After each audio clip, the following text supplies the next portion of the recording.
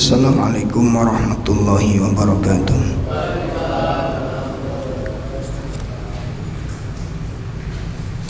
Alhamdulillahi rabbil alamin.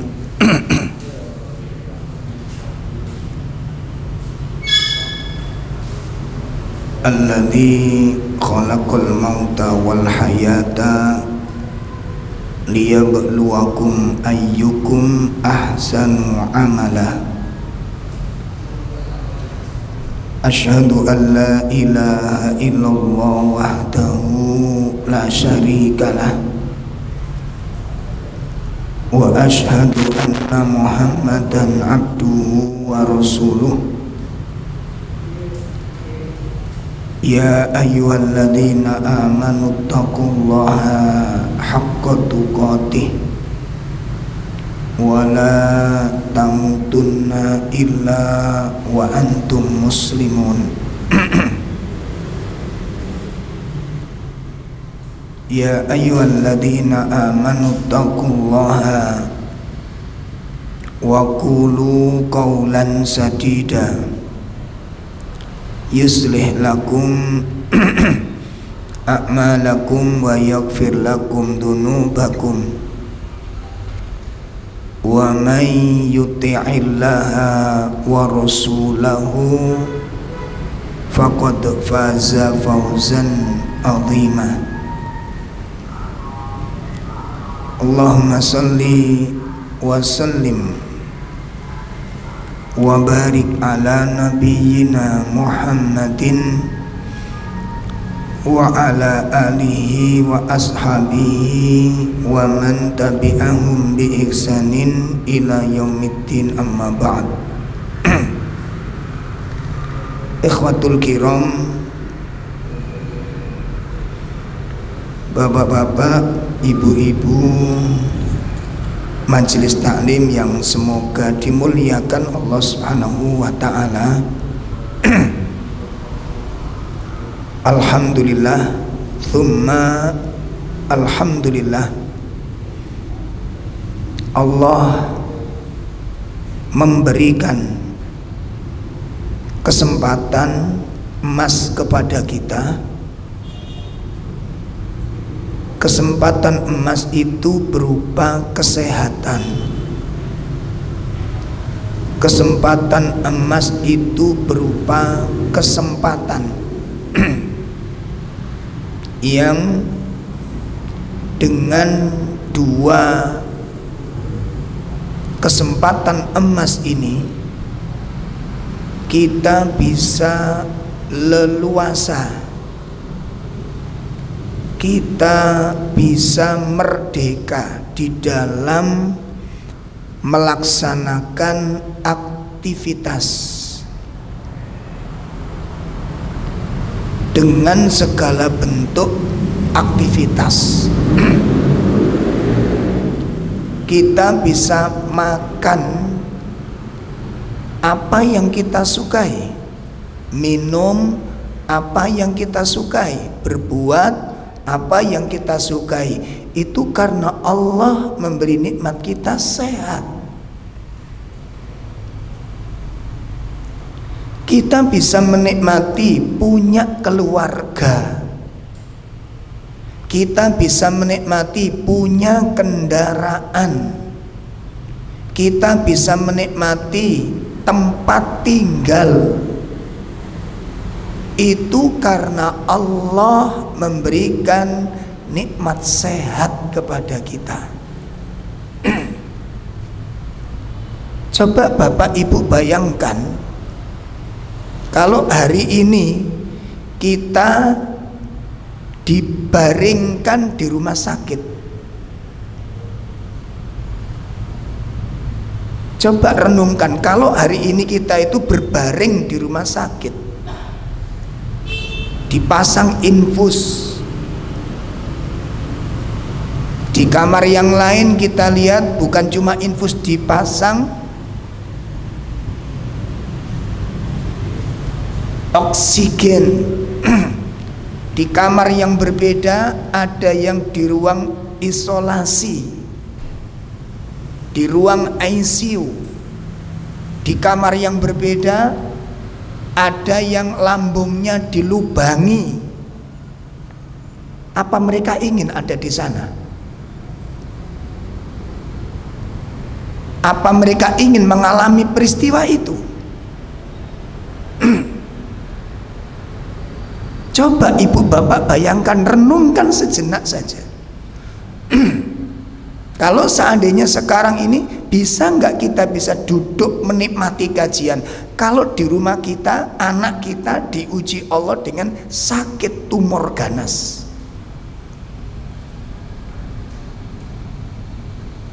Ya, coba apa yang kita pikirkan kira-kira? Rasanya hati kita gimana? Bisa nggak menikmati nasihat?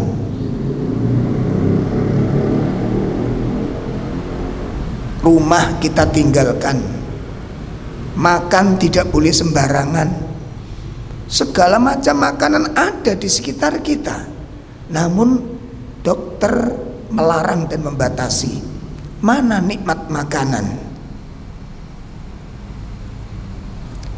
Dan kita bisa demikian ini bukan karpe dewe gitu loh, Allah yang izinkan kita. Kadang-kadang kita nggak sadar, akhirnya rumosok aman saja kita ini. Ya, belum lagi ada sebagian ikhwan kita yang diuji dengan apa? Kemiskinan. Rumah nggak punya, kontrakan habis, SPP anak belum dibayar, surat peringatan dari pondok datang, surat peringatan dari sekolah datang. Bisa nggak dalam kondisi begini ini ngaji dengan tenang? Siapa yang menjadikan Anda tidak miskin itu? Siapa yang menjadikan Anda dan saya tidak sakit? Ini semua minallah, ini dari Allah Ta'ala. Pertanyaan berikutnya, fabi ayyi ala rabbikuma tukadziban. Nikmat Allah yang mana lagi yang engkau dustakan? Artinya apa? Mana rasa syukurmu kepada Allah? Mana rasa syukurmu kepada Allah?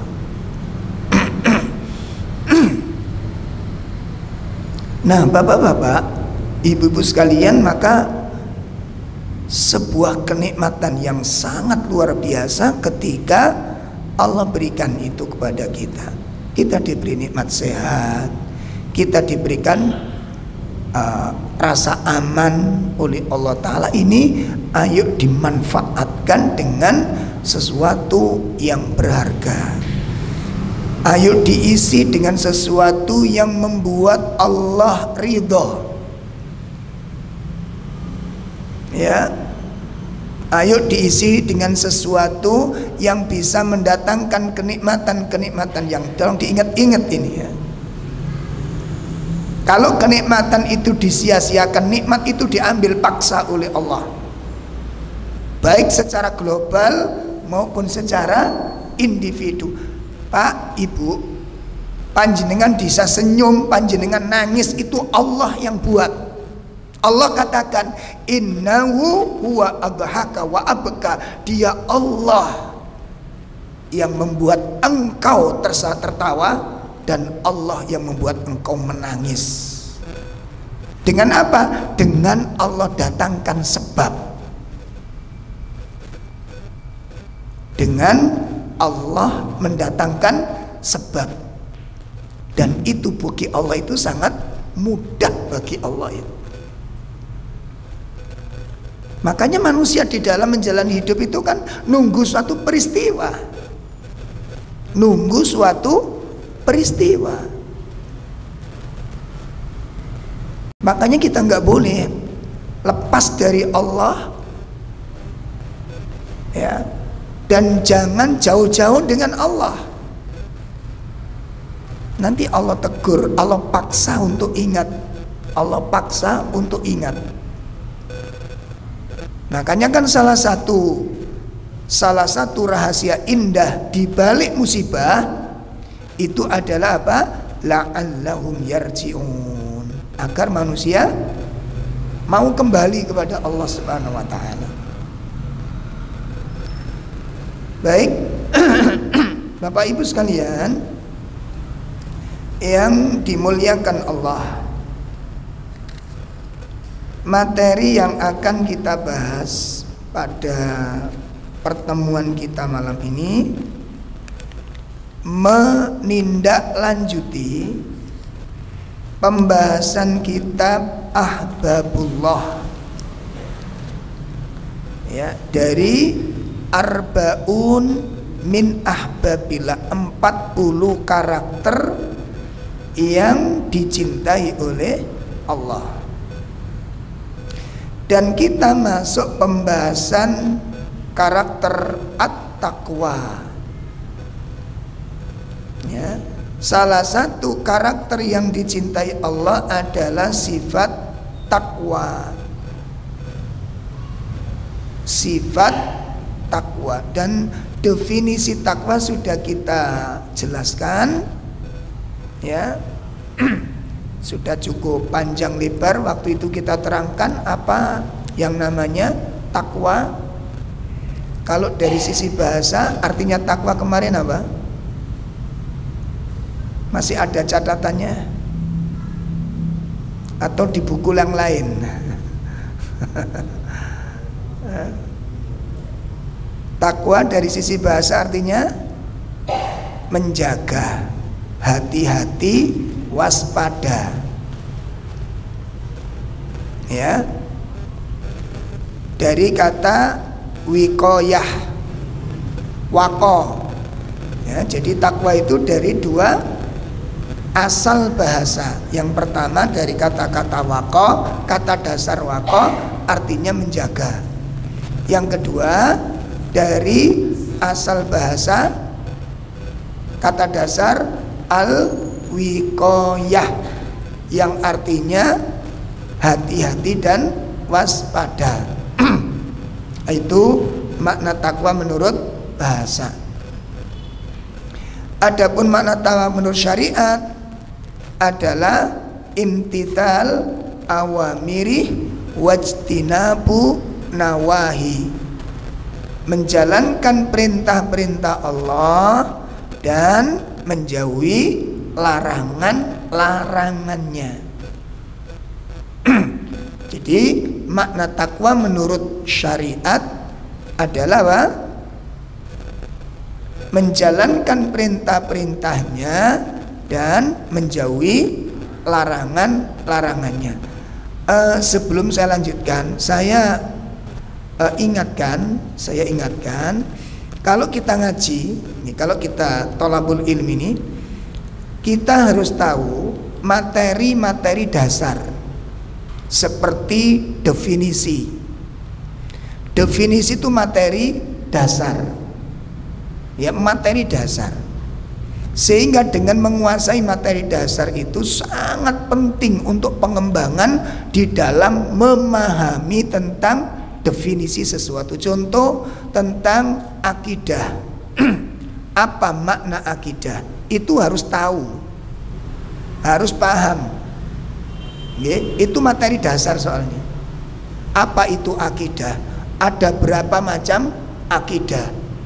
Nah, kalau nanti satu saat ada ustadz ngaji kepada kita lalu nanya ada berapa macam akidah, itu jangan lagi bukai kertas.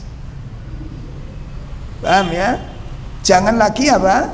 Ngelihat catatan. Kenapa? Itu sudah nyantol di dalam hati. Kenapa? Ini materi dasar soalnya.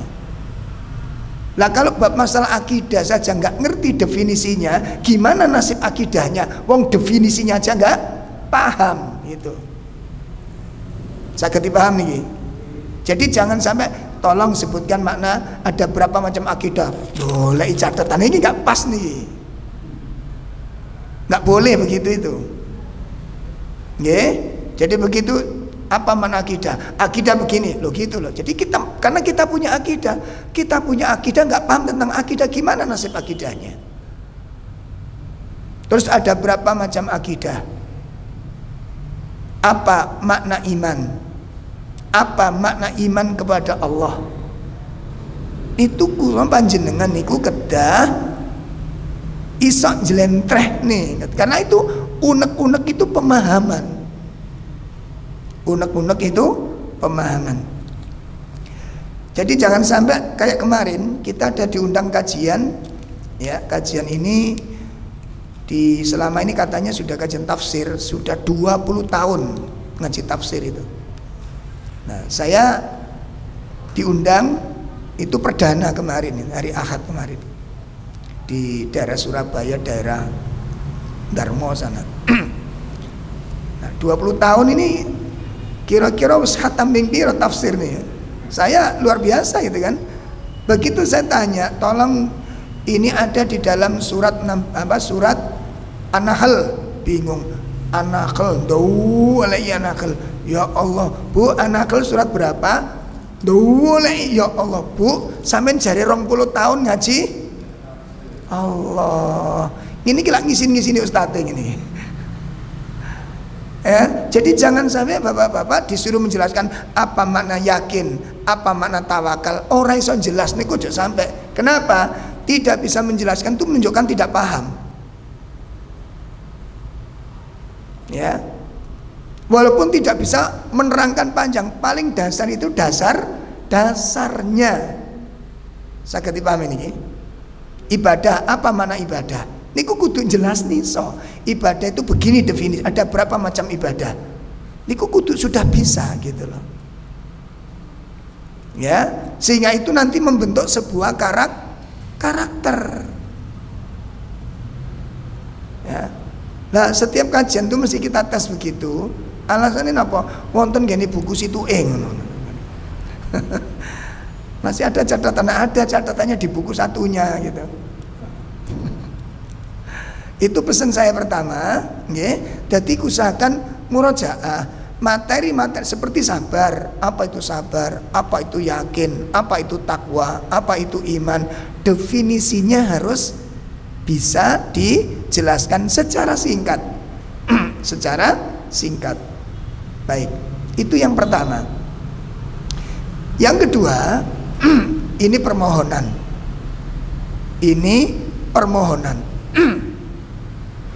Kalau kita ngaji, usahakan buku itu jangan dicampur 5 ustadz 1 buku. Saya ulangi, sangat gak bagus. Kenapa? Di situ lanjenengan nanti mau murojaah iku males. Jenengan murojaah itu males, moco iku gak enak. Mari materi ustadz ini dibuka ustadz liyo. Gimana? Itu nggak nyambung. Akhirnya materi ustadz kemarin di bulan apa, itu materi berikutnya nggak nyambung, jelas putus jenengan. Makanya kurang efektif gitu. Dan ngapunten, ini ada 2 teguran bagi kita, cambuk bagi kita. Kalau bagi saya itu cambuk, Pak. Apa? Satu. Apa? Di mana letak kita mengagungkan ilmu? Saya pernah ngomong, kalau di dalam kotak ini hanya isinya apa ini namanya? Sapu tangan ini kalau tak masukkan tas terus saya ke toilet, perlu tak bawa masuk apa enggak? Perlu tak bawa masuk apa enggak? Enggak perlu. Kenapa? Karena enggak berharga. Karena tidak berharga. Sehingga nanti kalau benda ini hilang, saya sedih enggak? Enggak. Kenapa? Karena enggak berharga. Tapi kalau ini ada isinya cincin, emas harga 20 juta, ini tak taruh di luar apa tak bawa ke dalam? Kenapa? Takut hilang. Kenapa? Sedih saya hilang. Kenapa? Berharga. Ini sekedar permohonan. Itu demi kebaikan panjenengan, ya. Nah, jadi ada 2 hal. Yang pertama, di mana letak penghargaan kita kepada ilmu. Itu letaknya di situ. Sehingga kalau orang tidak memuliakan ilmu, tidak mengagungkan ilmu, Allah akan uji kita, diuji oleh Allah dengan suatu ibtila, dengan fitnah. Dengan apa? Dengan fitnah. Diuji oleh Allah. Karena kita tidak mengagungkan sesuatu yang mestinya diagungkan. Itu sebuah kemaksiatan. Coba bayangin, kita nggak pernah sadar loh. Kita kan ngaji. Itu persoalan berikutnya. Ya, itu cambuk yang pertama. Di mana letak kita mengagungkan suatu? Sudahkah kita mengagungkan ilmu? Nah, kalau kita mengagungkan ilmu, pertanyaannya, kita hargai berapa ilmu itu? Kita hargai berapa ilmu itu? Di situ letaknya nanti itu. Kita akan diberi ilmu oleh Allah di hati kita, atau Allah tidak meneteskan ilmu itu ke dalam hati kita, tidak meletakkan ilmu itu di dalam hati kita. Sehingga yang kita khawatirkan apa? Kita itu pecinta ilmu tapi tidak mampu memiliki ilmu. Itu yang kita khawatirkan. Pecinta ilmu tapi Allah tidak memberi ilmu, itu yang kita khawatirkan. Maksudnya apa? Allah tidak meletakkan ilmu itu ke dalam hati kita. Karakternya tidak terbentuk, Pak. Makanya tidak heran kalau kemudian kita lihat banyak orang semangat ngaji, sana datang, akhlaknya tidak berubah. Maka ingatlah itu. Akhlaknya nggak berubah, semangat ngajinya nggak bisa dibilang, sudah khawatir di mana-mana. Tapi sayang, Allah tidak meletakkan ilmu itu dalam hati kita. Buktinya apa? Buktinya nanti bisa dilihat, akhlaknya tidak berubah, karakternya tidak berubah. Itu dijelaskan di dalam kitab Khulasah fi Ta'zimil Ilm oleh Syekh Dr. Shaleh bin Utsaimin. Kalau antum bisa, ibu-ibu, bapak-bapak berkenan, coba cari kitab itu, sangat bagus. Ya, kitab Khulasah fi Ta'zimil Ilmi. Sangat bagus kitab itu. Sentuhan-sentuhan nasihat-nasihatnya luar biasa. Ya, bahasa kolbunya sangat kuat. Ya. Nah, makanya disebutkan wonten gini, apa? Kalau bapak-bapak sibuk semangat ngaji datang, lupa, tidak merubah karakter. Mari kita simak sebuah nasihat dari Imam Sahal bin Abdullah. Imam Sahal bin Abdullah. Apa kata beliau? Haramun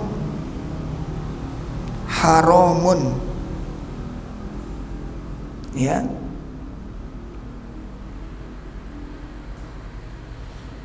sebentar.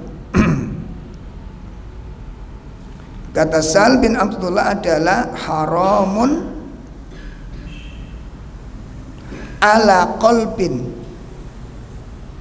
an yadkhulahun nuru wa fihi syai'un mimma yakrahullahu jalla wa ala. Masya Allah. Kata sahabat, kata Imam Sahal bin Abdullah mengatakan, sesungguhnya Allah mengharamkan ala qalbin, atas suatu hati, ya, yadkhulahun nur, masuknya cahaya ilmu, masuknya cahaya iman ke dalam hati. Allah haramkan masuknya cahaya ilmu, masuknya cahaya iman ke dalam suatu hati. Wa fihi, sedangkan di dalam hati tersebut, ya, sedangkan di dalam hati tersebut syai'un, ada sesuatu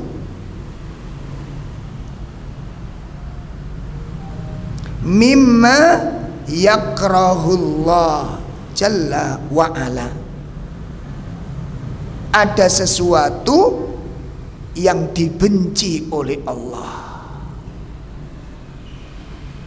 Saya ulangi, sesungguhnya Allah mengharamkan masuknya cahaya ilmu, cahaya hati, cahaya iman ke dalam hati. Sedangkan di dalam hati tersebut ada sesuatu yang dibenci oleh Allah. Ya Allah, ini awas. Jadi nggak mungkin hati kita itu dipilih oleh Allah untuk ditempati ilmu oleh Allah. Kan ilmu itu kata para ulama apa? Beliau mengatakan fal ilmu jauharun latifun, karena sesungguhnya ilmu itu adalah mutiara yang sangat berharga. Insyaallah. Kenapa kok Allah mengharamkan cahaya ilmu ke dalam hati? Kalau di dalam hati itu ada sesuatu yang dibenci oleh Allah, gak mungkin dipilih oleh Allah Pak hati ini. Kalau di dalam hati kita ada sesuatu yang dibenci oleh Allah, sesuatu itu apa kira-kira? Sesuatu itu apa kira-kira? Sifat. Mungkin gak Allah memilih orang yang sifatnya jelek untuk diberikan kemuliaan? Mungkin gak? Maka evaluasi ikhwah, evaluasi ya, muhasabah. Makanya gak heran wajian luar biasa ya, hadir di mana-mana. Akhlak dengan istrinya jelek, akhlak dengan suaminya jelek, nggak heran. Kemungkinan apa? Kemungkinan besar Allah tidak meletakkan cahaya ilmu ke dalam hatinya. Ya, kalau ngomong kasar, kalau ngomong kotor,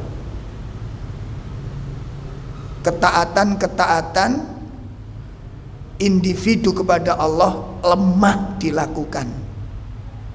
Awas, perhatikan. Ya, awas perhatikan. Kalau ada orang lain kok semangat, di hadapan orang umum kok semangat, waktu saat sendirian kok malas, ada apa? Baca Quran di rumah tidak pernah, sholat sunnah jarang dilakukan, tapi ketika di hadapan orang banyak begitu semangat, ada apa?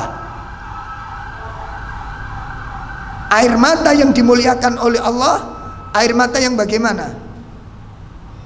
Ketika di keramaian atau ketika sendirian bersepian dengan Allah? Yang dimuliakan Allah yang mana? Maka coba dievaluasi lagi. Ini yang kita khawatirkan. Ya.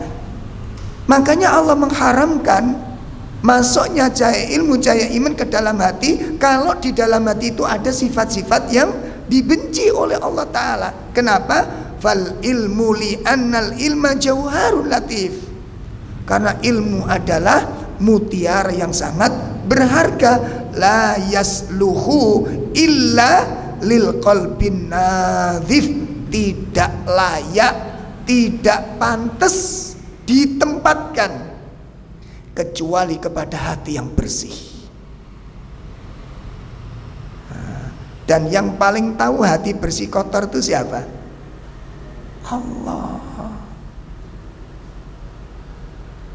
Ada nggak sifat yang kurang baik pada diri kita?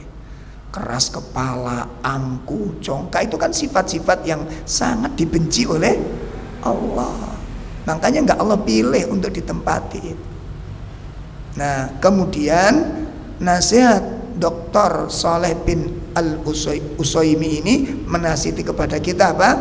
Faman aroda, maka barang siapa, ya, maka barang siapa khiyazatal ilmi, yang ingin meraih suatu ilmu, barang siapa yang ingin hatinya dipilih Allah untuk diberi cahaya ilmu, maka pertama, fal yuzayyin batinahu, maka hendaklah dia menghiasi batinnya. Hiasi batin itu kalau kita ingin hati kita itu dipilih oleh Allah untuk dititipi ilmu, karena Allah itu nggak mungkin nitipi sembarangan itu, Pak. Seperti kita ketika menempatkan sesuatu yang berharga, kira-kira milih apa enggak? Atau ditempatkan di sembarang tempat? Enggak. Kenapa? Mahal. Kenapa? Berharga. Gak mungkin Allah meletakkan mutiara, warisan para nabi, di hati orang-orang yang jahat.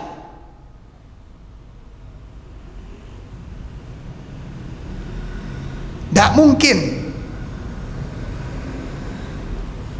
Ya. Maka kata beliau, faman arada hiyazah al-ilm, barang siapa yang ingin meraih ilmu, diberi oleh Allah, dianugerahi ilmu, yang pertama kata beliau apa? Fal yuzayyin batinuhu, hendaklah dia hiasi batinnya itu. Hendaklah dia hiasi batinnya. Menghiasi batin itu pripun? Dengan apa? Berusaha untuk memiliki sifat-sifat yang baik. Nah, saat ini pertanyaan nih, poin pertama nih, nanti kita lanjutkan sedikit. Poin pertama, kita apa masih punya sifat-sifat yang kurang baik? Apakah kita masih punya sifat-sifat yang kurang baik? Kalau ada pertanyaan begitu, jawabannya apa kira-kira? Masih ada? Atau alhamdulillah Ustadz, setelah ngaji ini saya sudah maksum ini. Enggak Pak, kita masih ada kotoran-kotoran. Itu pertanyaan, ada 3 pertanyaan ini ya. Pertanyaan pertama, apa? Apakah kita masih punya sifat-sifat yang kurang baik? Kita jawab dengan perasaan kita, masih ada. Bagus. Itu tanda kebaikan soalnya. Kalau seseorang itu tahu bahwa dirinya itu punya sifat yang kurang baik, itu tanda kebaikan. Kalau seseorang tidak ngerti kejahatannya, itu keburukan. Kenapa?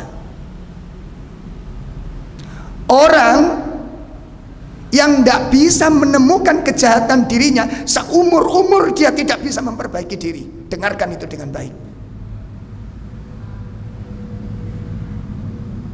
Orang yang nggak ngerti kejahatan dirinya, dia nggak bisa memperbaiki diri.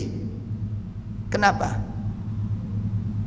Dokter bisa nggak ngobati pasien kalau nggak menemukan penyakitnya. Sakit nomor boten. Dalam? Kenapa? Wong tinggal nyuntik mawon loh. Tinggal ngasih obat saja loh. Masalahnya, obat apa yang harus dikasihkan? Jadi saya pesan kepada diri saya sendiri dan kepada jamaah, kalau ngaji ojo syukur teko. Jangan bangga, rutin ngaji itu jangan bangga. Maka bersyukurlah kepada Allah. Ketika kita bisa hadir di dalam kajian, bisa menemukan kejahatan kita, itu anugerah yang besar dari Allah Ta'ala. Imam Muhammad bin Ka'ab berkata, dinukil oleh Imam Ibnul Mubarak. Apa kata Imam Muhammad bin Ka'ab? Idza aradallahu bi'abdihi khairan ja'ala fihi thalathun khisalin. Masya Allah. Apabila Allah menghendaki kebaikan pada hambanya, artinya apa? Ciri-ciri hamba itu dipilih oleh Allah untuk menjadi orang yang baik. Kata beliau, ja'ala fihi talatun khisalin. Allah berikan kepada hamba itu 3 perkara. Nah, ayo dievaluasi nanti Pak. Kita sudah punya 3 hal ini enggak? Apabila Allah menghendaki, ya, apabila Allah menghendaki kebaikan kepada seorang hamba,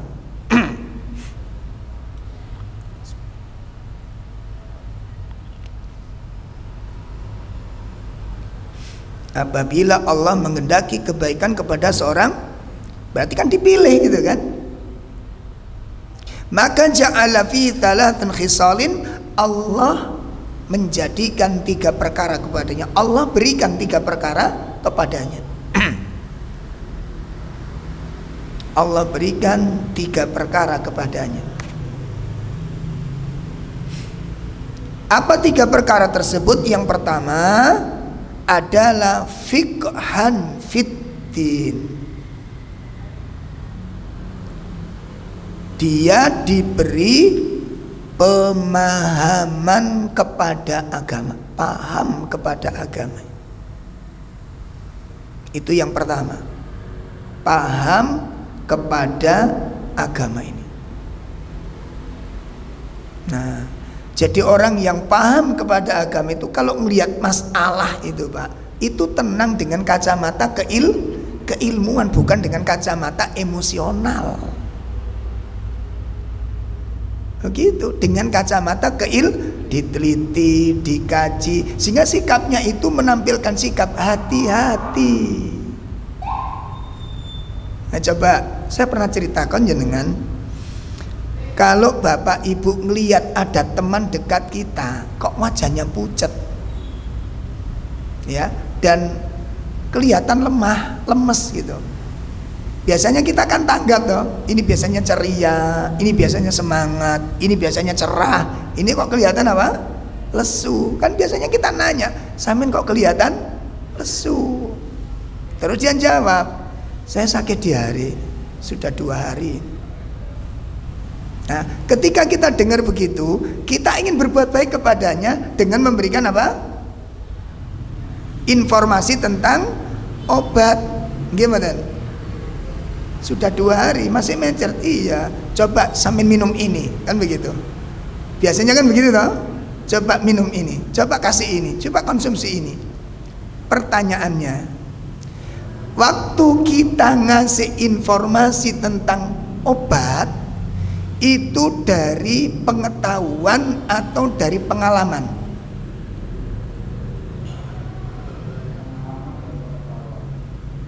Enggak Pak.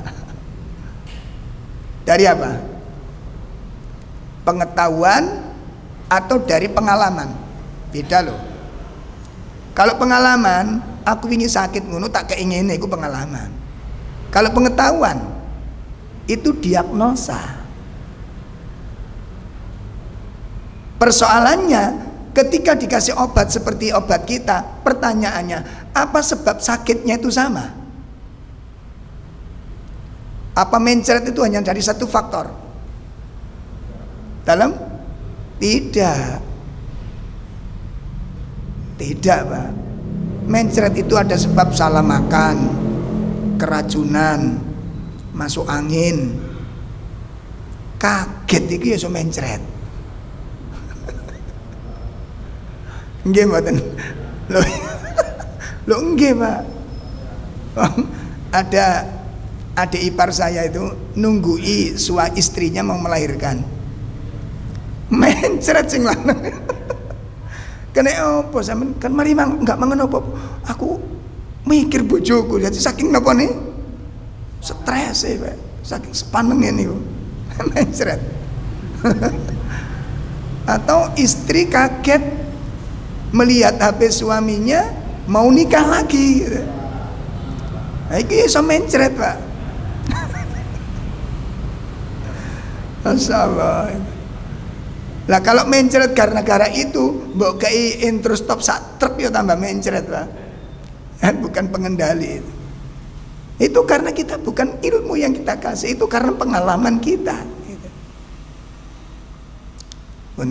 Jadi ini katakan faham itu mengerti. Bukan cuma tahu seperti innamal a'malu binniyat, hadisnya ngerti, apa maksudnya? Ada berapa pelajaran yang kita bisa ambil dari hadis ini? Itu namanya paham. Apa maunya hadis ini? Arahnya kemana? Kita itu disuruh apa oleh hadis ini? Itu namanya paham. Gitu. Makanya orang-orang yang mengumpulkan berbagai disiplin ilmu disebut fuqaha. Kenapa? Fuqaha. Siapa fuqaha? Orang-orang yang faqih di dalam bidang ilmu itu, paham dengan ilmu itu. Ya. Bukan tahu dalil saja, paham maksudnya dalil. Itu namanya faqih, faham gitu. Makanya ilmu dengan paham beda. Ya. Makanya doa Nabi SAW apa? Kepada sahabat Ibnu Abbas, Allahumma faqihu fiddin. Allahumma faqihu fiddin. Doa Nabi kepada sahabat Ibnu Abbas. Ya Allah, pahamkan dia kepada agama pun. Itu yang pertama, tanda-tanda orang itu dikehendaki baik oleh Allah, dijadikan apa? Diberi pemahaman kepada agama. Sehingga nanti melahirkan sifat tawadhu, sifat lemah lembut, jauh dari sifat takabur. Orang fakih bukan sifat takabur. Yang pertama. Yang kedua, tanda orang itu dikehendaki baik oleh Allah Ta'ala apa? Kata Imam Muhammad bin Ka'ab adalah zahadatan fit dunya. Allah memberinya sikap zuhud kepada dunia. Nah, itu tanda yang kedua. Allah memberinya sikap zuhud kepada dunia.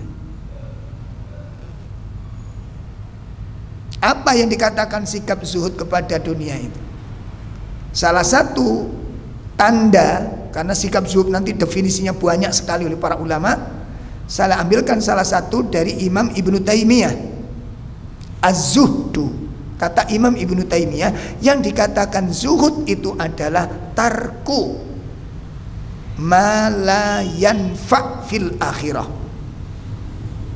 Ya, yang dikatakan zuhud di dunia itu adalah meninggalkan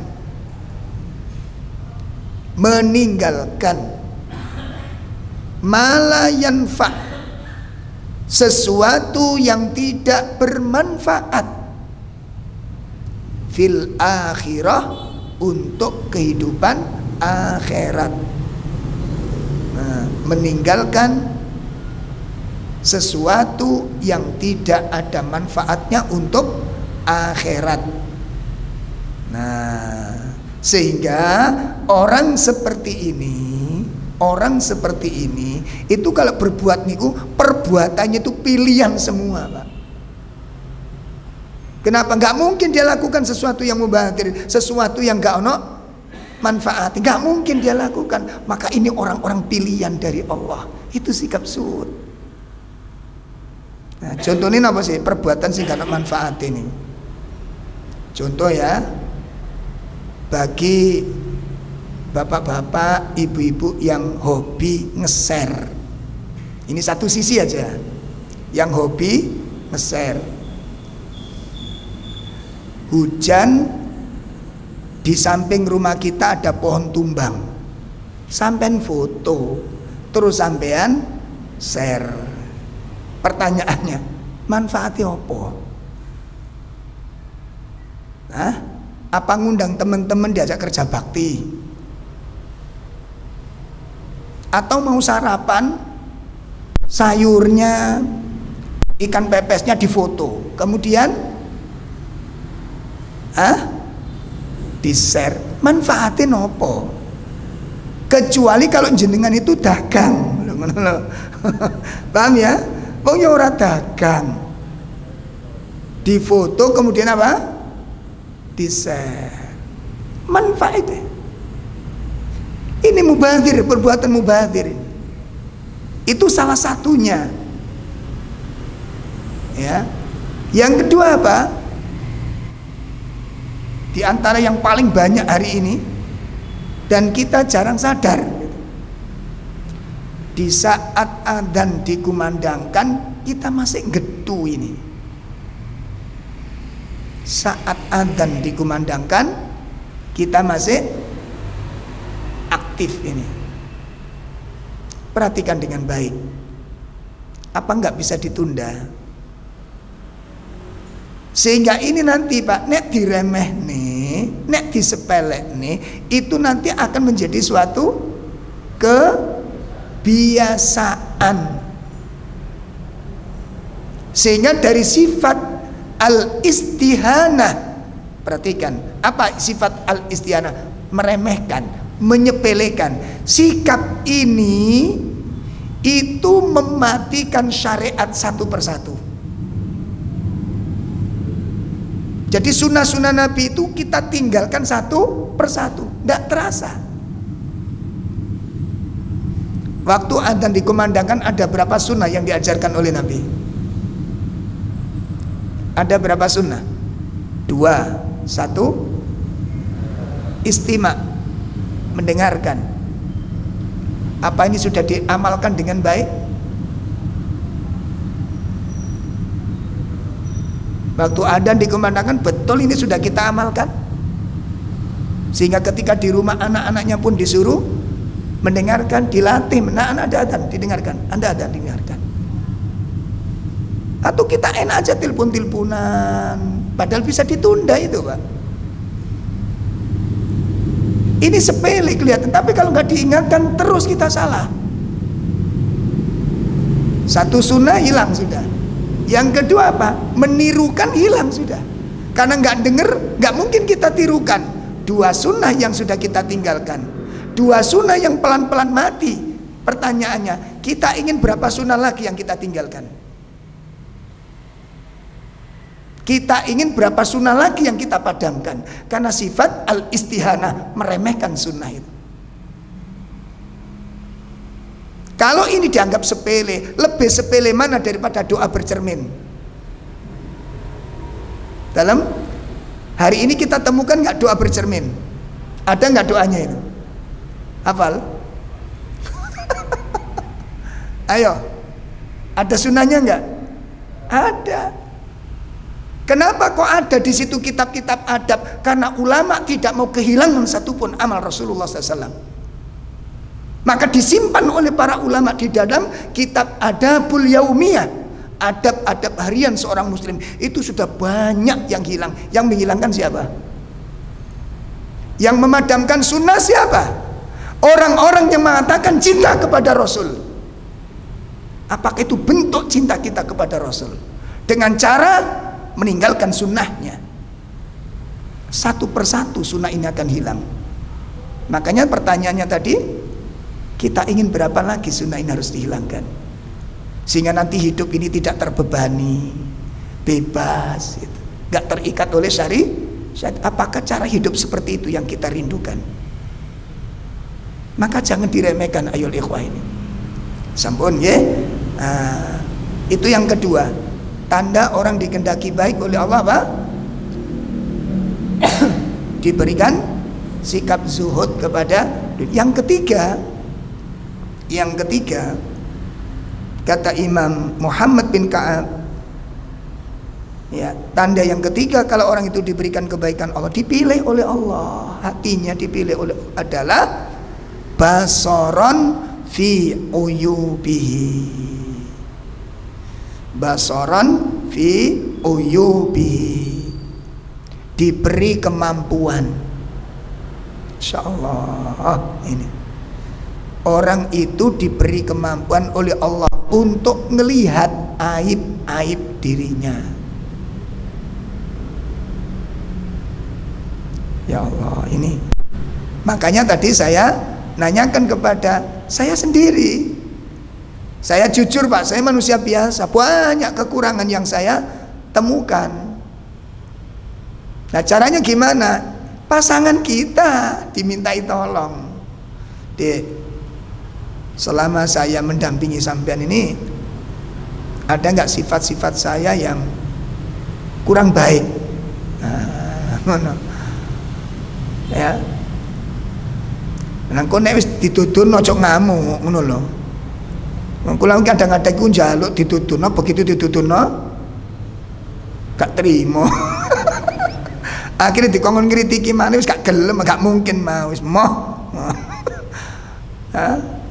Nah itu kemampuan untuk melihat aib-aib diri. Makanya tadi kita sebutkan apa? Orang yang mampu melihat kekurangan diri itu tanda-tanda kebaikan. Makanya pertanyaan saya kan tadi 3 Pak. 1, apakah kira-kira kita itu masih punya sifat-sifat yang kurang baik? Kalau kita jawab masih ada Ustadz, alhamdulillah, itu suatu tanda kebaikan. Pertanyaan kedua, tahukah kita di mana letak keburukan dan aib kita itu? Ngaten. Kenapa? Sama dengan pertama, nek gak ngerti jenis ya ora iso dandani, Pak.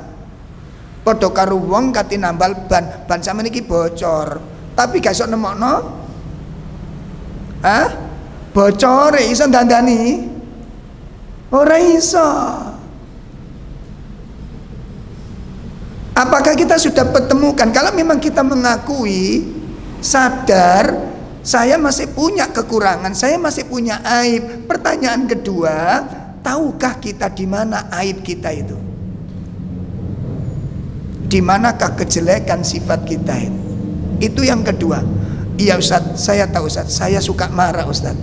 Saya itu orangnya cerewet Ustaz. Saya itu kurang bersyukur Ustaz. Bagus kalau udah tahu.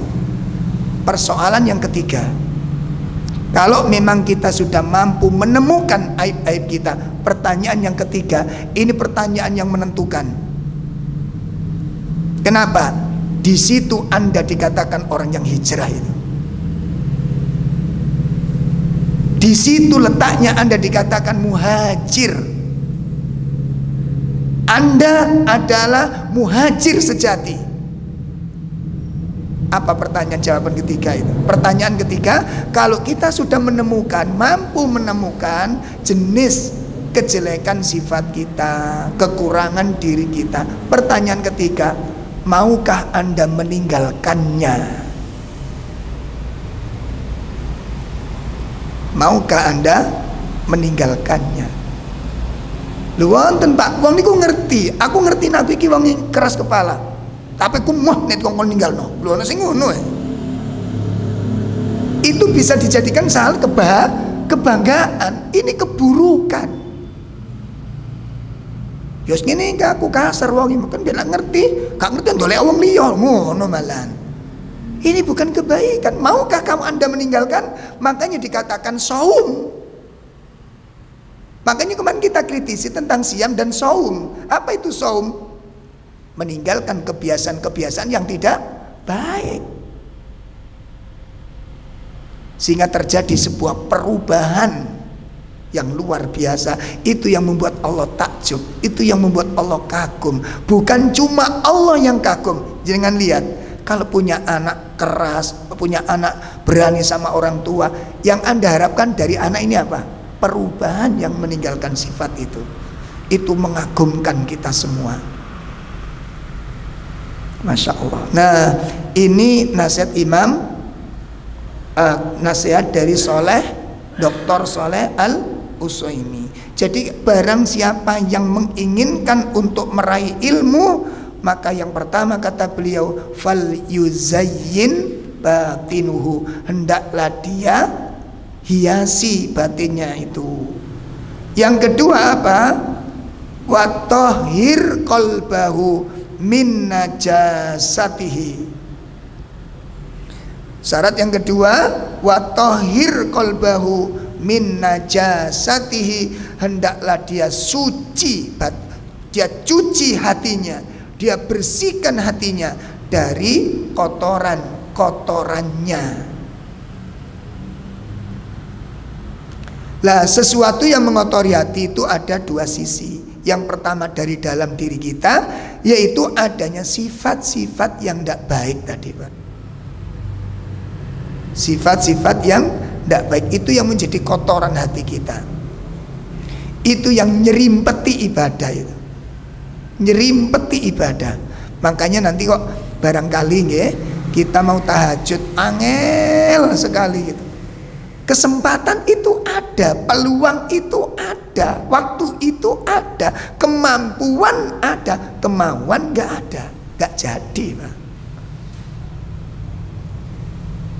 Jelasnya, makanya seorang nenek-nenek di tengah hutan kerjaannya nyari ranting kayu dijual.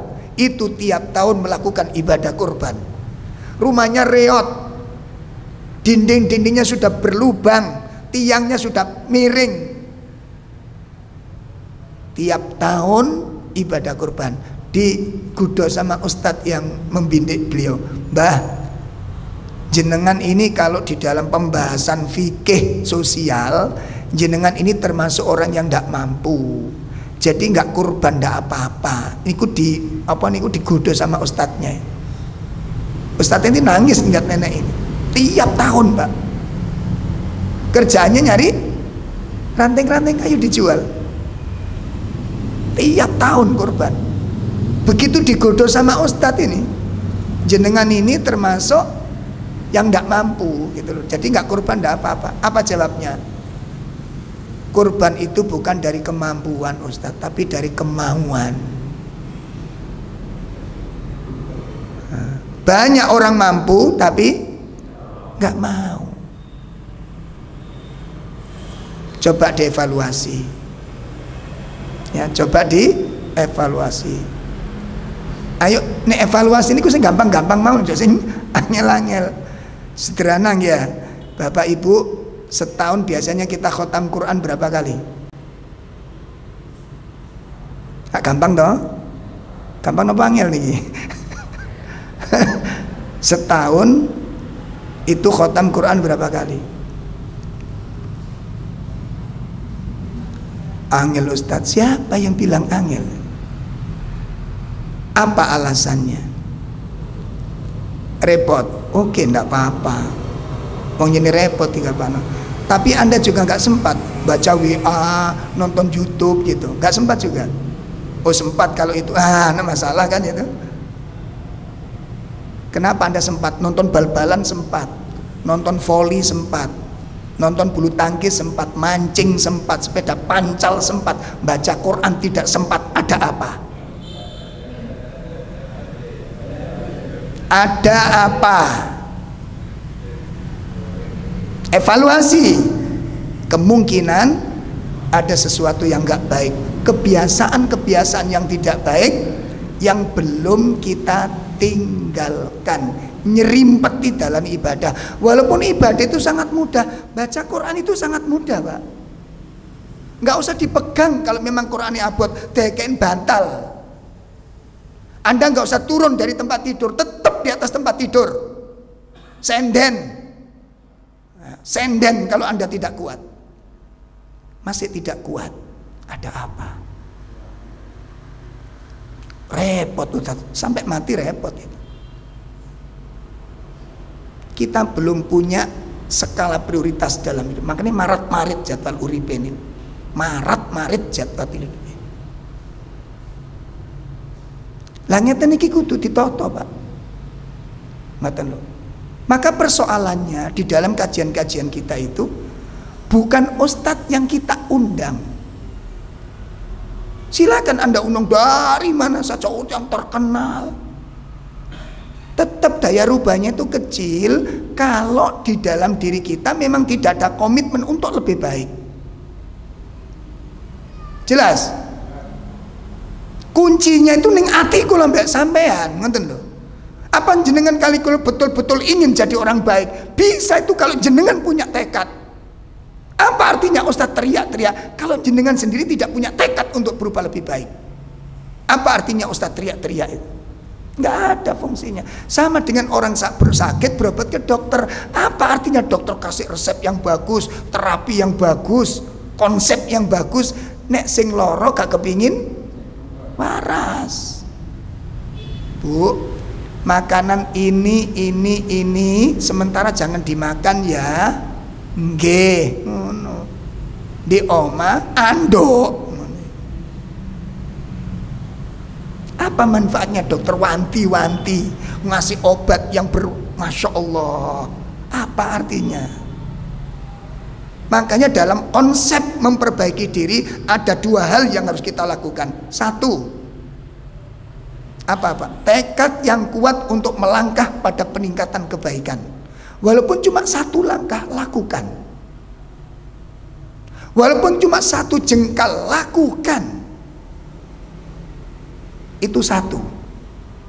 Contoh, biasanya gampang-gampang.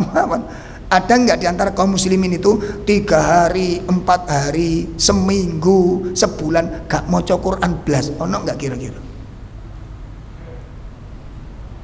Aroma iki ono kayaknya. Nah, sekarang nanti pulang ojo ngenteni meneng ini iki. Sampeyan kali kula niku Pak, wis rumangsa gak maca Quran seminggu itu bahaya sudah. Sudah bahaya. Gitu loh. Lah kayak begini nih, ojo nunggu besok pulang dari sini ngaji gitu loh. Nggak usah banyak-banyak, 10 ayat. Kalau nggak bisa, tangisi dirimu. Tangisi dirimu. Apa kata Imam Ibnu Qayyim? Man la yasfihil Quran la yasfahullahu jalla wa'ala. Orang itu kalau tidak bisa sembuh dengan Al-Quran, kemungkinan Allah tidak menghendaki sembuh untuk selama-lamanya. Tolong dicamkan ini. Orang kalau udah dinasihati Quran gak mempan, ada enggak obat yang lebih baik dari Al-Quran? Nek Quran wis gak mempan dinasihatna kula mbek sampean. Kemungkinan apa kata beliau? La yasfahullahu. Allah tidak menghendaki Anda sembuh selama-lamanya. Nah, makanya kudu khawatir. Ya, jangan banyak-banyak, nanti sepulang dari sini langsung buka Al-Quran, baca 10 ayat, gak mampu 5 ayat saja sudah. 5 ayat saja. Anda tidak mampu, wallahu alam, mungkin sudah ditetapkan kita bukan orang baik. Apalagi terusan? Apalagi terusan? Maka paksa. Maka untuk memulai seperti ini paksa. Loh Ustaz, kalau nggak ikhlas gimana? Kan ibadah itu butuh ikhlas. Nek gak dipaksa iku gak sok budal, Pak. Kayak ngaji gini gitu. Ngaji gini ini loh. Gak dipaksa. Hah? Gak dipaksa. Kasih itu, Pak. Engko nek wis mapan atiku, nek wis ikhlas, yo gak ikhlas sampean. Setan datang menghias-hiasi kita supaya kita menikmati apa? Keburukan kita. Dan yang lebih mengerikan apa? Kalau udah begitu, yahsabuna annahum muhtadun. Itu yang perlu kita takutkan. Di saat kita jauh dari petunjuk, di saat kita jauh dengan Al-Quran, di saat kita jauh dari kekhusyuan, di saat kita sudah jarang melakukan ibadah, kita menyangka kita berada di atas petunjuk. Kita buka surat Az-Zukhruf. Kita buka surat Az-Zukhruf, surat 43 ayat 36 37.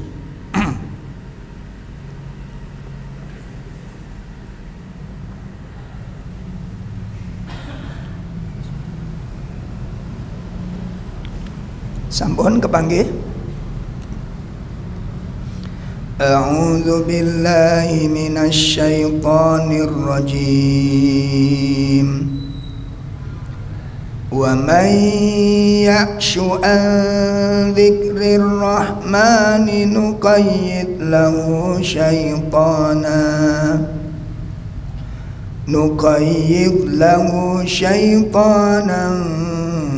fahuwa lahu qarin.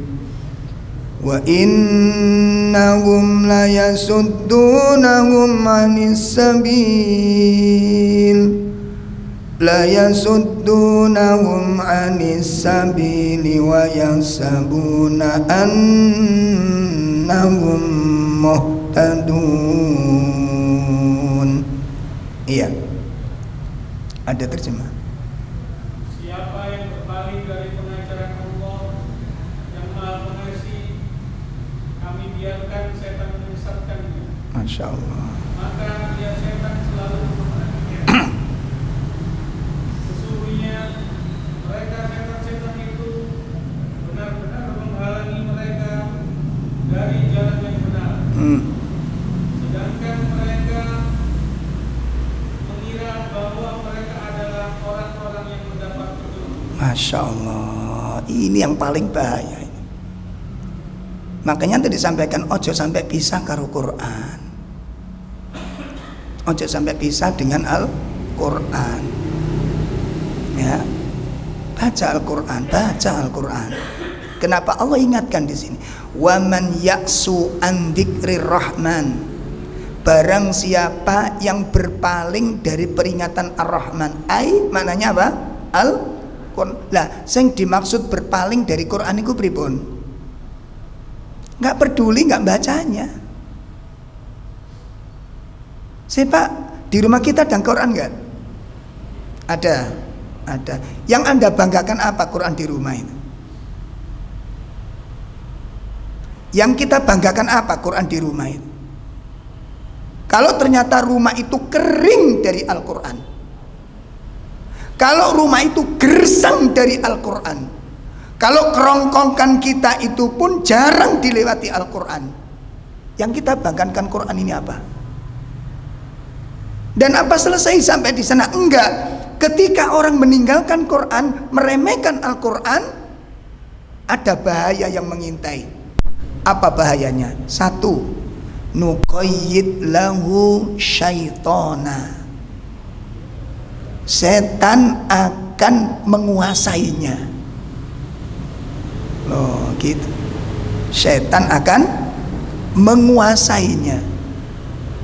Yang kedua, fahuwa lahu qarin, dan setan itu akan menjadi teman setia dia. Masya Allah, setan akan menjadi apa? Teman setia. Selesai? Enggak. Yang ketiga apa? Innahum, setan-setan yang sudah menguasainya, setan-setan yang sudah menjadi teman karibnya itu, la yasuddunahum anis sabil, benar-benar menghalangi mereka dari jalan yang benar ini. Makanya ibadah saibadah keserimpet. Sholat sunnah dilakoni cepet, ingin cepat selesai. Kayak sok menikmati beban ibadah itu, beban. Ya, keserimpet. Sehingga kita itu banyak peluang emas. Pintu-pintu kebaikan kita itu ada, jalan-jalan kebaikan itu ada di depan mata kita, tapi gak mencetak gol. Tadi ndelok niku gemes Pak sajane nih. Ngerti gemes nih. Gini loh Pak. Kalau Bapak Ibu, Bapak pernah ngelihat sepak bola, ya. Kalau ngelihat sepak bola, bola sudah digawo sendirian, kiper sudah dilewati, sudah di depan gawang. Dia bermain dengan bolanya itu, akhirnya ditendang melenceng. Jenengan kira-kira ngelihat gitu komentarnya apa? Saya komentarnya apa? Itu kalau pemain sepak bola, peluang sudah ada, gol sudah, tapi tidak kita lakukan. Itu kita setiap hari. Peluang baca Quran kita lewati, peluang sholat sunnah kita lewati, peluang sodakoh kita lewati. Banyak peluang-peluang sodakoh ibadah yang kita lewatkan tanpa gol. Itu kekecewaannya berat di sisi Allah Subhanahu wa ta'ala. Kecewa kita, nyesel kita. Pertanyaannya sederhana, Sampai kapan kita punya gaya hidup seperti ini? Sampai kapan kita menjadi orang seperti ini? Insya Allah. Lalu yang paling mengerikan apa, Pak? Jadi yang ketiga, setan-setan itu yang sudah mendominasi kita, yang sudah menjadi teman setia kita, itu menghalang-halangi setiap jalan ketaatan. Makanya setiap kebaikan sulit kita. Karena faktor yang pertama, kita sudah meremehkan Al-Quran. Kuncinya di situ. Sehingga pada saat kita ketinggalan ibadah ini, kehilangan ibadah ini, dan berpeluang melakukan banyak kemaksiatan, pasti gandengannya begitu. Orang yang tidak sibuk dengan maksiat, dia tidak sibuk dengan taat, sibuk dengan yang lain dari maksiat. Gini mboten. Orang tidak sibuk dengan maksiat, taat pasti sibuk dengan maksiat. Sama dengan orang yang tidak beribadah kepada Allah, pasti dia beribadah pada setan. Orang yang tidak menginfakkan hartanya di jalan Allah, diinfakkan di mana? Di jalan syaitan. Itu satu paket soalnya dua hal ini. Nah, yang paling mengerikan di saat kita sudah jauh dari kebaikan. Kebaikan ini kita tinggalkan, kebaikan ini kita tinggalkan, kebaikan ini. Padahal peluang itu ada, kemampuan ada, kesempatan ada. Di saat kita sudah kehilangan banyak amal, yahsabuna annahum muhtadun, kita menyangka berada di atas hidayah. Kapan tobatnya? Merasa di atas hidayah, rumoso bener coro urip sing kaya iki wis bener coro urip kuwi. Kapan tobatnya? Gak ada tobat bagi orang seperti ini. Kenapa? Ada keinginan tobat? Gak ada. Kenapa? Rumongso bener. Dan itu disebut dengan talbisul iblis. Itu jebakan setan yang paling membahayakan. Nah, ikhwas sekalian, terakhir kita nukil dari perkataan Syekh Dr. Shalih Al-Utsaimin. Jadi yang jadi nasihat, jadi kalau kita ingin dipilih oleh Allah Subhanahu wa taala, hendaklah kita apa? Menghiasi apa?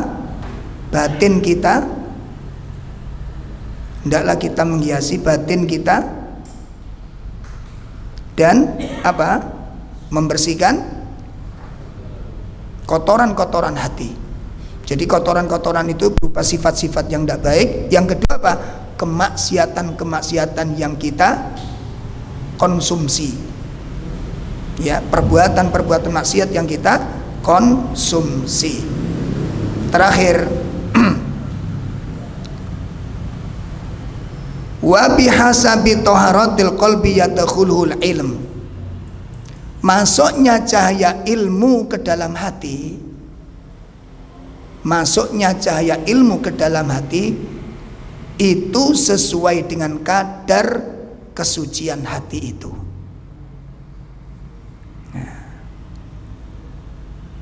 Ya, masuknya cahaya ilmu ke dalam hati sesuai dengan kadar kesucian hati itu.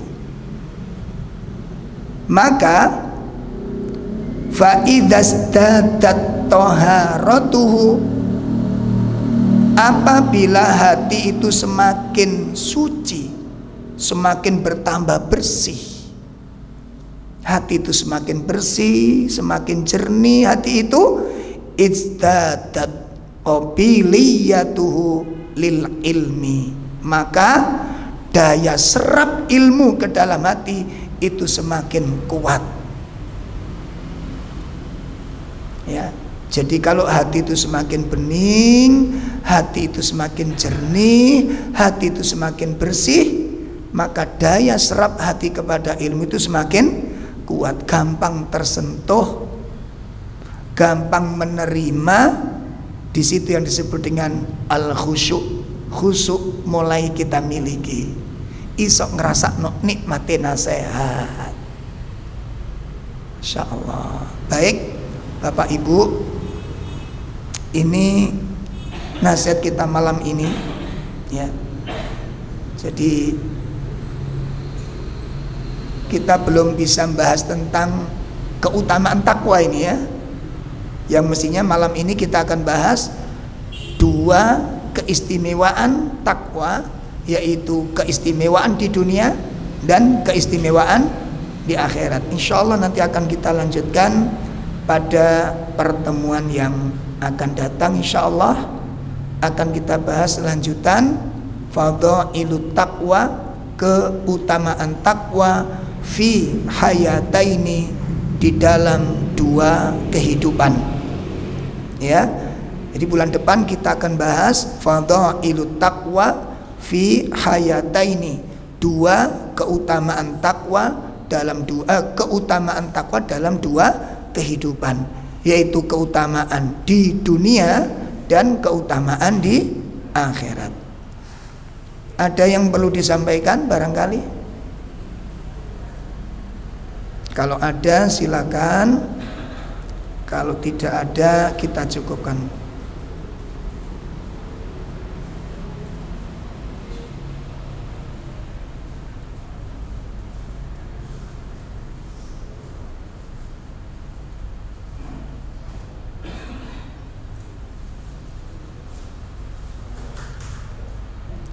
Baik, kalau ya monggo silakan.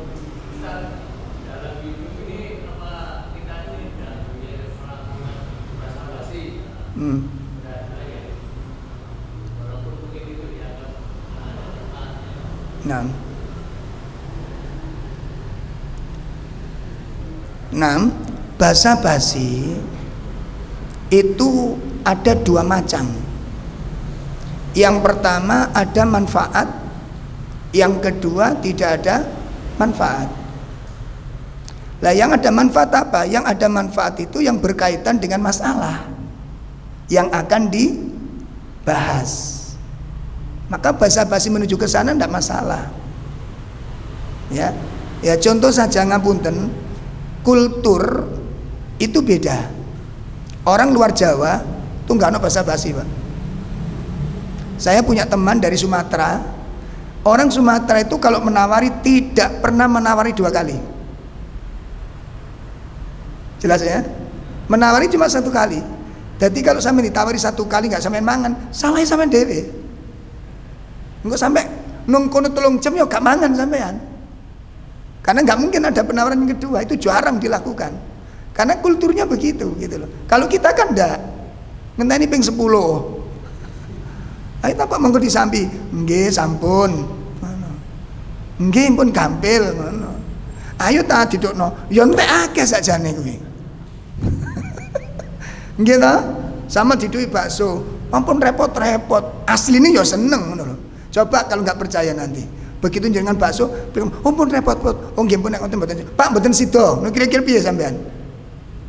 Hah? Coba Bu. Ibu bertamu deh ke rumah teman yang lain. Terus ada bakso lewat. Tuan rumah bilang, "Dan nggih, kita beli bakso dulu." Oh, waduh Bu, enggak usah repot-repot.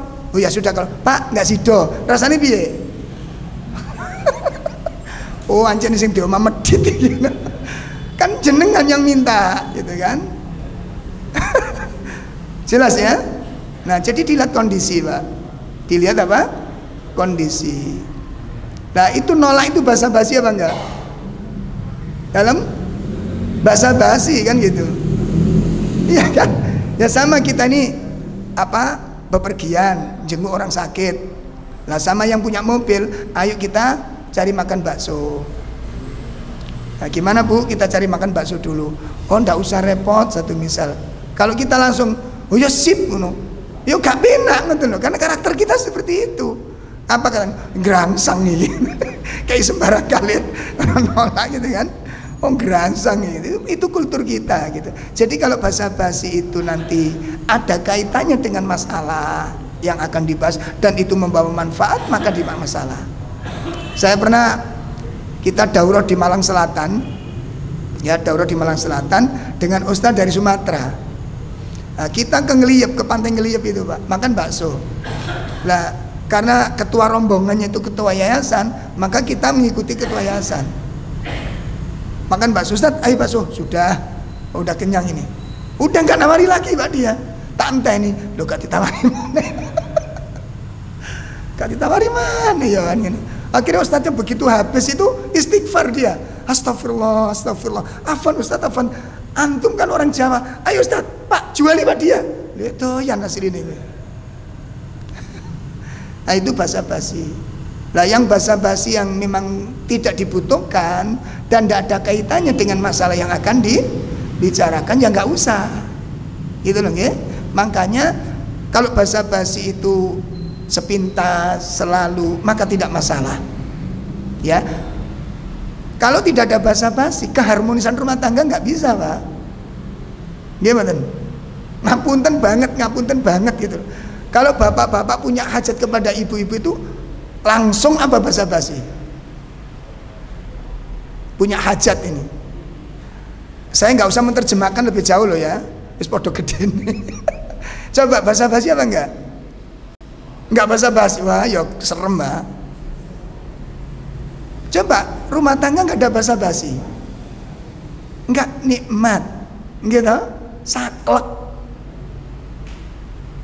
Enggak ada humor ya, saklek itu. Nah, itu dibutuhkan enggak? Dibutuhkan dalam apa? Menjalin hubungan yang lebih menyejukkan antara suami istri. Ada seorang ikhwan stres, Pak. Istrinya itu kalau ngomong secukupnya, mungkin sesuai dengan hadis itu kan. Hadisnya kan bilang apa? Man kana yu'minu billahi wal yaumil akhir falyakul khairan au liyasmut. Nah, mungkin merakteknya hadis itu tadi ngomong itu sak perlu nih mawon. Sampai suaminya itu stres. Konsul ke saya, Ustaz. Terus terang jujur, saya stres. Istri saya itu kenapa nggih? Satu sisi itu bersyukur, gak kakek ngomong. Tapi dengan ketidak banyak ngomong niku, aku stres gitu loh. Kenapa nggak ada humor di rumah tangga itu, nggak ada keindahan? Contoh aja ya, kan pernah ke rumah gitu kan? Lah istri saya itu kan, alhamdulillah pinter guyon gitu loh. Pinter guyon nih, tak bawakan semangka lah. Ikhwan ini ikut gitu loh. Mi aku oleh semangka, masya Allah, sayangku ngerti ae loh, ngono loh. Tadi sing nggawa niku kepiar-kepiar ndase niku. Krungu suarane sing wedok niku. Masya Allah sayangku, ngerti kesukaanku dibelikan melon. Lu ndelok ngoten niku seneng dia gitu loh. Nah, akhirnya satu saat dia dapatkan melon besar gitu. Karepe istrinya itu biar apa? Duh, alhamdulillah suamiku karepe ngono. Mi tak golek semangka. Oh iya, jazakallah khairan. Wis mandek mbon. Pak, menit tertarik tuku maneh ora sampean? Hah? Ya Allah. Terus besoknya lagi didapatkan semongko niku gede karepe takon. Ya Allah kok gede men iki. Berapa ini tadi? Iki mesti seweger. Coba kalau bapak bawa begitu, terus diomongi begitu rasanya gimana? Hah? Ini ndak, yo gak takon tuku nggih endi, kok cik gedene ndak. Mi tak gaono semongko gede. Ya sampean tekek kuno, mari wis. Dadi durung mangan semongko iku wis anyep dhisik Pak wis. Anyep dhisik. Lah maka sedemikian ini basa-basi dibutuhkan untuk apa? Menjalin harmonisasinya hubungan suami istri. Seperti pakai baju suami, ya Allah bi sampeyan nggih baju ngono cewakep deh. Ngono satu misal. Sok kepiur-kepiur mripate wong lanang nih kene. Enggak ada komunikasi, enggak ada gimana ya saklek lah gitu. Jelasnya wallahu a'lam bishawab. Baik, kalau tidak ada kita cukupkan. Wassallallahu ala Muhammad subhanakallahumma wa bihamdika asyhadu an la ilaha illa anta astaghfiruka wa atubu ilaik. Assalamualaikum warahmatullahi wabarakatuh.